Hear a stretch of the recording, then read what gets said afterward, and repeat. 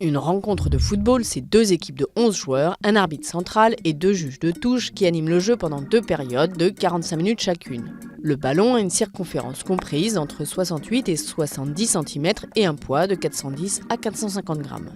Pour l'Euro 2016, comme de façon générale, le règlement de l'UEFA prévoit qu'un joueur sanctionné par un carton rouge est exclu du terrain. Il n'a pas le droit de jouer au moins le match suivant de son équipe.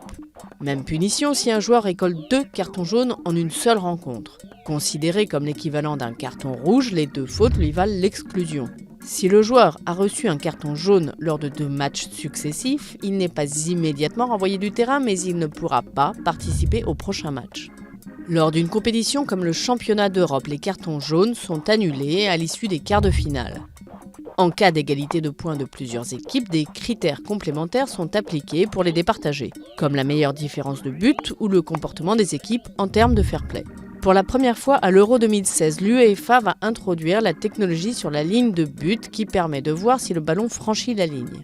Le système facilitera le travail de 2 arbitres additionnels déjà présents lors de l'Euro 2012 et chargés de surveiller toute la surface de réparation. À partir des 8e de finale, si le résultat est nul à la fin du temps réglementaire, une prolongation de 2 fois 15 minutes est jouée. Si les 2 équipes sont toujours à égalité à l'issue de la prolongation, le vainqueur est désigné après l'épreuve des tirs au but.